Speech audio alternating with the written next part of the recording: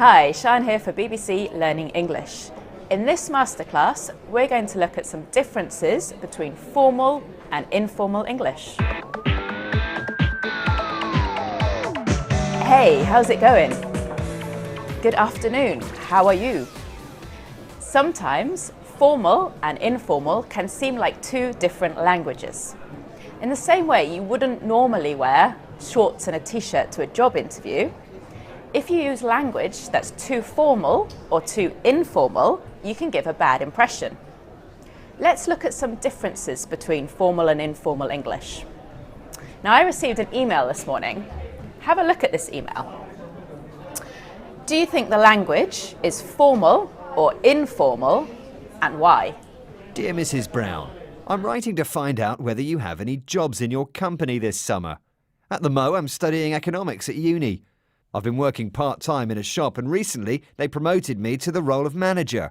I'm enthusiastic, I work hard, I pay attention to detail. Okay, so that email used informal language, and it's too informal for this style of letter. We're going to look at 4 features that make this informal, and we're going to change it to make it more formal. Number 1, choice of vocabulary. In informal English, we use more common words and more phrasal verbs. For example, here we have a phrasal verb, find out. It would be better to use a more formal equivalent like inquire. Same with jobs, this is quite informal. So instead, let's use vacancies here. Instead we have, I'm writing to inquire whether you have any vacancies. Number 2, abbreviations. It's more common in informal language to use abbreviations, contractions, shortened forms of verbs. Let's have a look. So, here we have at the mo, which is short for at the moment. This is okay when you're speaking, but not when you're writing. Here we could use currently, which is even more formal.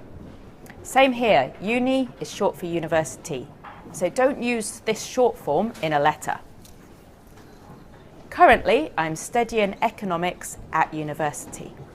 Quite often, in formal language, we choose passive structures over active. Let's have a look here. The active sentence, they promoted me, is quite informal. It would be much better to use a passive form here to make it more formal. I was promoted. So, recently, I was promoted to the role of manager. This doesn't mean don't use active structures in a formal letter, but have a think about whether the passive one is more appropriate.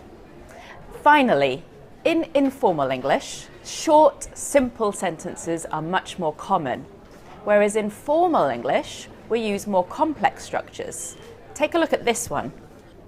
Here we have 3 short, simple sentences, and this is fine in informal English, but in formal English, it's better to use a complex structure. We can do this by adding relative pronouns or linkers. For example, I'm an enthusiastic person who works hard and pays attention to detail.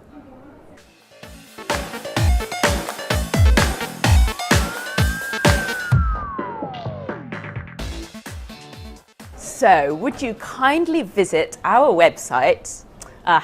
We're friends, that's too formal. Go to our website, bbclearningenglish.com, for more information about this and to practice formal and informal English. See you soon, goodbye.